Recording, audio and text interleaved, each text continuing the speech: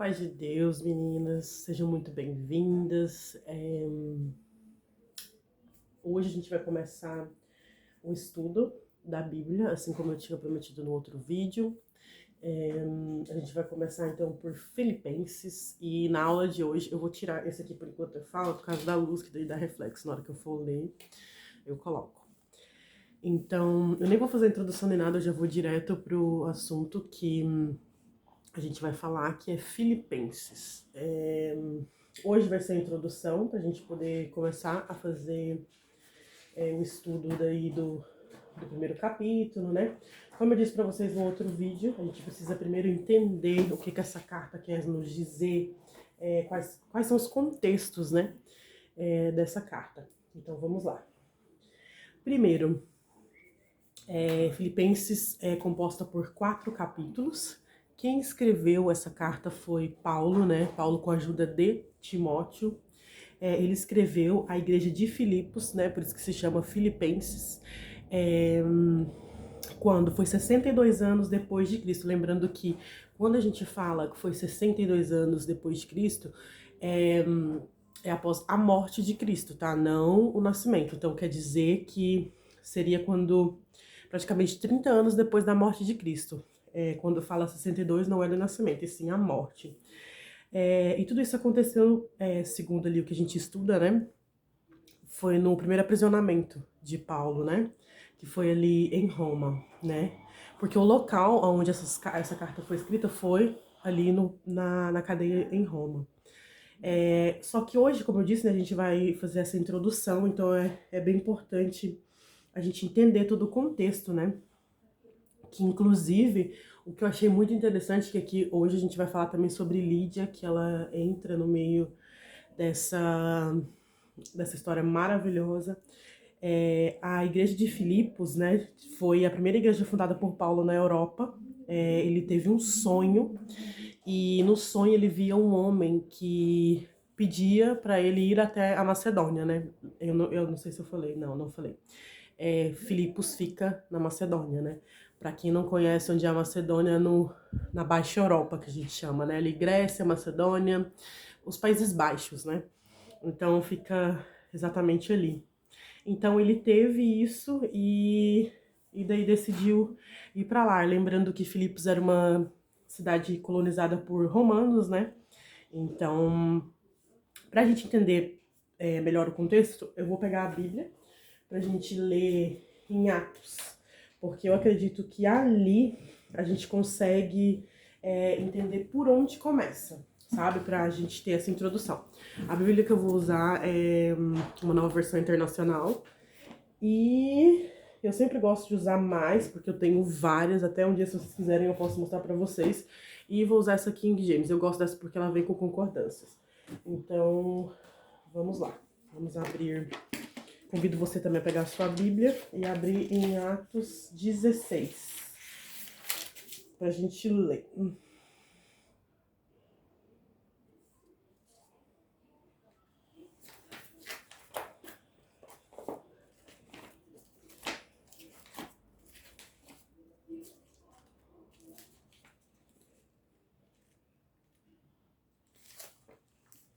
Vamos lá.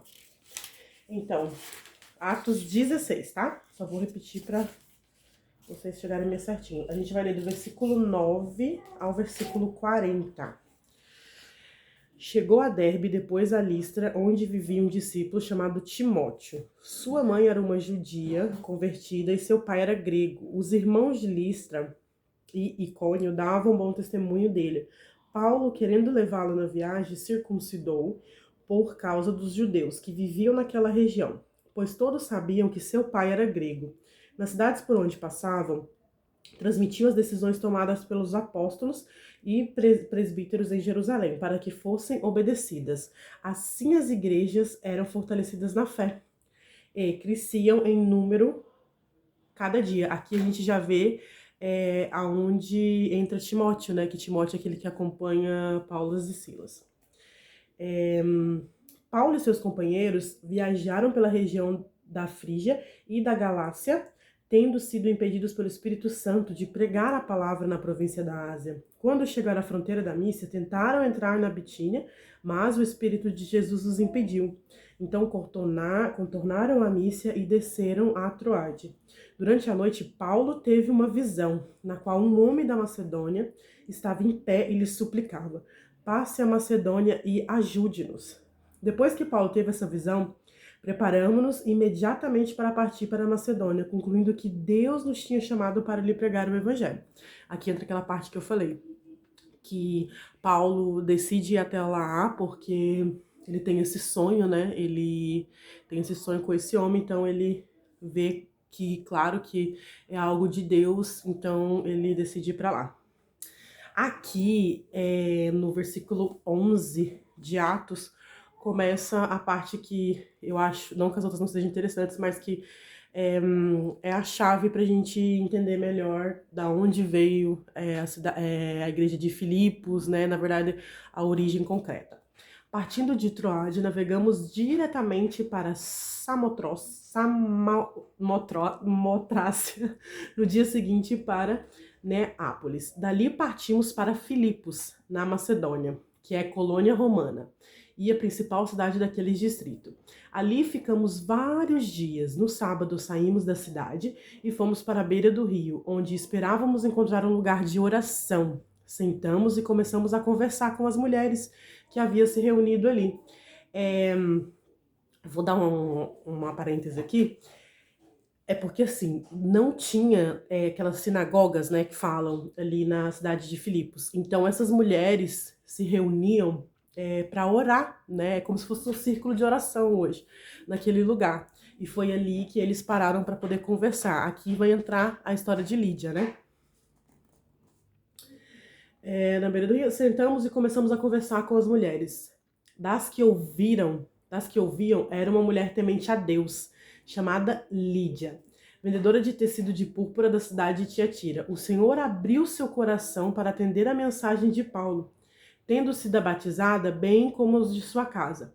Ela nos convidou, dizendo: se os senhores me consideram uma crente no Senhor, venham e ficam em minha casa. E nos convenceu. O que eu achei interessante, porque eu comecei a pesquisar melhor, é que Lídia, na verdade, pelo que eu entendi, eu não sei porque eu não consegui ver isso concreto. Ela era, aparenta ser uma mulher solteira. Então eu acredito que quando ela fala, se os senhores consideram uma crente no Senhor, é realmente sobre isso, sabe? Se vocês consideram que ela, né, é temente a Deus, que ela é uma mulher respeitosa, que eles venham até a casa dela, porque eu acho que naquela época, uma mulher que não é casada, né, eu acho que seria bem improvável, né, de receber esse tipo de visita. Então, é isso. Vamos lá. Certo dia, indo-nos para o lugar de oração, encontramos uma escrava que tinha um espírito pelo qual predizia o futuro. Ela ganhava muito dinheiro para os seus senhores, com adivinhações. Essa moça seguia a Paulo e nos gritando: estes homens são servos do Deus Altíssimo. Eles anunciaram o caminho da salvação. O que é interessante aqui desse versículo, é o 16 e o 17 de Atos, é o seguinte. Por que será que ela falou isso, né? Que ela reconheceu que eles eram de Deus? Porque ela era uma adivinha, né? Para quem não sabe, esses adivinhos é um espírito maligno, né? Que tem dentro da pessoa. E ela adivinhava, né? Tentava adivinhar o futuro e tudo mais. Então, assim, isso só nos mostra o quanto os espíritos, né, malignos, eles conhecem quem são dos céus, ele conhece a palavra de Deus até melhor do que a gente. Por isso que a gente tem que cuidar. Ela continuou fazendo isso por muitos dias. Finalmente, Paulo ficou indignado, voltou-se e disse ao espírito: em nome de Jesus, eu lhe ordeno que saia dela. No mesmo instante, o espírito a deixou. Percebendo que a sua esperança de lucro tinha se acabado, os donos da escrava agarraram Paulo e Silas e o arrastaram para a praça principal. Diante das autoridades e levando-os magistrados, disseram: estes homens são judeus e estão perturbando a nossa cidade, propagando costumes que a nós romanos não é permitido aceitar e nem praticar. A multidão ajuntou-se contra Paulo e Silas e os magistrados ordenaram que, se lhes tirassem as roupas e fossem açoitados, depois de serem severamente açoitados, foram lançados na prisão. O carcereiro recebeu instruções para vigiá-los com cuidado. Tendo recebido tais ordens, ele os lançou no cárcere interior e lhes prendeu os pés no tronco. Por volta da meia-noite, Paulo e Silas estavam orando e cantando hinos, e Deus, os outros presos, os ouviram. De repente, houve um terremoto tão violento que os alicerces das prisões foram abalados imediatamente. Todas as portas se abriram e as correntes todas se soltaram. O carcereiro acordou e, vendo as portas abertas da prisão, disparou sua espada para se matar, porque pensava que os presos tivessem fugido. Mas Paulo gritou: "Não faça isso, estamos aqui." O carcereiro fez isso porque naquela época era uma vida por uma vida. Então, se alguém fugisse da prisão, ele teria que pagar com a sua própria vida. Mas isso não aconteceu, pra gente ver o quanto a graça de Deus é maravilhosa. E aqui eu te convido a fazer uma reflexão. A gente viu que a primeira a entender a verdade e a conhecer, né, até essa conversão foi Lídia. A segunda foi a escrava, né, que era adivinha. E o terceiro agora foi o carcereiro. Então temos 3 pessoas aqui que tiveram uma conversão, né? O carcereiro pediu luz, entrou correndo e trêmulo, prostrou-se diante de Paulo e Silas, então levou-no para fora e perguntou: "Senhores, que devo fazer para ser salvo?" Eles responderam: "Creia no Senhor Jesus e serão salvos, você e os de sua casa." E pregaram a palavra de Deus a ele e a todos os de sua casa. Naquela mesma hora da noite, o carcereiro lavou as feridas dele, em seguida ele e todos os seus foram batizados. Então os levou para sua casa, serviu-lhes uma refeição e com todos os de sua casa alegrou-se muito por haver crido em Deus. Quando amanheceu, os magistrados mandaram seus soldados ao carcereiro com esta ordem: "Solte este homem." O carcereiro disse a Paulo: "Os magistrados deram ordens para que você e Silas sejam libertados. Agora podem sair, vão em paz." Mas Paulo disse aos soldados: "Sendo nós cidadãos romanos, eles nos açoitaram publicamente, sem processo formal, e nos lançaram na prisão. E agora querem livrar-nos secretamente? Não, venham eles mesmos e nos libertes." Os soldados relataram isso aos magistrados, os quais, ouvindo que Paulo e Silas eram romanos, ficaram atemorizados. Vieram para se desculpar diante deles e conduzi-los para fora da prisão, pedindo que eles saíssem da cidade. Depois de saírem da prisão, Paulo e Silas foram à casa de Lídia, onde se encontraram com os irmãos e os encorajaram. E então partiram. Que lindo, né? Aqui então, nesses versículos, a gente começa a entender quem foram os primeiros convertidos, né? O que eu acho muito interessante, por isso que eu acho legal a gente, antes de fazer essa introdução, tentar entender o contexto, né? Aonde começou, da onde realmente vinha, né? Então, é muito importante isso, né? Outra coisa que eu gostaria de falar é a seguinte: a gente precisa entender que aqui não fala exatamente, né, se foi, o que tinha realmente, tipo, acontecido, né? Então, eu fiz bastantes pesquisas, né, igual eu falei pra vocês, eu estou pedindo muita direção de Deus pra eu poder passar isso pra vocês de uma forma boa, entendeu? Então, eu espero que vocês possam entender, né, essa introdução. Então, essas cartas a Filipos é simplesmente uma carta pessoal, né, uma carta onde Paulo manda para a igreja de Filipos, né? E o que eu achei mais interessante dessa carta é porque a gente tem que pensar também no contexto de como eu posso aplicar essa carta nos dias de hoje, né? Porque a gente precisa pensar nisso também, né? A gente não, claro que não modificamos a Bíblia, né? Mas a gente estuda, a gente entende e aplica ela para os nossos dias de hoje. Então aqui vai entrar uma outra parte que eu gostaria muito de compartilhar com vocês. Depois, se vocês quiserem, eu vou deixar tudo aqui embaixo os materiais que eu uso, tá? Para estudo, se vocês tiverem alguma dúvida, eu deixo os links também, porque tem bastante coisa. Então, assim, os cristãos de Filipos, né? Falei. Ficava ali na Macedônia. Essa carta é uma carta intensamente pessoal, pois Paulo usa a primeira pessoa do singular em toda ela, aproximadamente 50 vezes. Ele escreve como um amigo e outros amigos, pois nenhuma vez usa o título apóstolo. É notável a generosidade dos santos dessa cidade, pois ele por várias vezes já tinha auxiliado financeiramente Paulo a sua tarefa de anunciar o evangelho. Quando, porém, ficaram sabendo do encarceramento do apóstolo, enviaram nova oferta da igreja por meio de Epafrodito. Gente, eu achei muito legal isso aqui.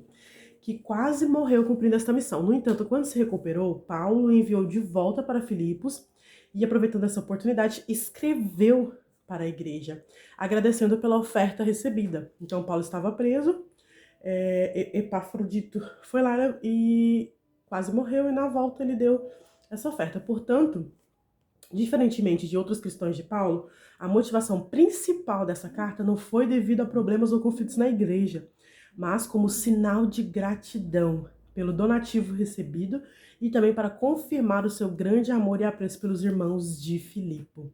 Nenhum erro doutrinário ou repreensão de conduta foi mencionado. Talvez o único problema fosse uma pequena semente de discórdia que estaria se formando entre duas irmãs. Motivo pelo qual o apóstolo enfoca especialmente a unidade desta carta. Isso vai ser coisa que a gente vai ver tudo mais pra frente. Eu tô fazendo uma introdução, né, pra vocês começarem a entender todo o contexto geral. Então, assim, no primeiro capítulo, a gente vai falar sobre a saudação e oração pelos filipenses. Aí depois, no segundo, a gente começa ali do primeiro capítulo, do versículo 1 até o versículo 18, falando de circunstâncias pessoais de Paulo, exortação. Depois, no capítulo 2, a gente já começa a entender e a estudar a história de Timóteo e de Epafrodito. Ali, então, depois no capítulo 3, a gente vai falar sobre as advertências contra os falsos mestres. Capítulo 4, exortação final e agradecimentos. Na nossa língua de hoje, o que seria isso? No capítulo 1, Cristo é nossa vida, do capítulo 1 ao versículo 26. Do capítulo 1 ao versículo 27 ao 30, Cristo é nosso padrão. Do capítulo 3 ao 4, Cristo é o nosso alvo. E do versículo 2 ao 23, Cristo é a nossa suficiência. Então, essa introdução eu tentei fazer o mais rápido possível. Eu aconselho vocês a usarem mapas, a usarem materiais. Os materiais de apoio que eu estou usando eu vou mostrar aqui pra vocês. Mas eu te aconselho a me seguir no Instagram, porque no Instagram eu tenho um negocinho lá de destaque, que eu não sei como é que se chama, com todos os links, inclusive com cupom de desconto. Então você pode acabar aproveitando. Eu uso Redescobrindo a Bíblia, que é muito incrível isso aqui. O prefácio é de Russell Shedd, mas eu acho que André Coelho talvez seja a pessoa que traduziu. A Bíblia que eu falei pra vocês que eu estou usando é uma versão internacional. E a King James com concordância bíblica. E o meu preferido, que eu falo desse direto, é esse aqui, ó, Manual Bíblico. Gente, ele é muito completo mesmo. Então, assim, a introdução de hoje, eu usei todo esse material e fiz alguns resumos, e eu faço parte de uma plataforma que se chama Frutíferas.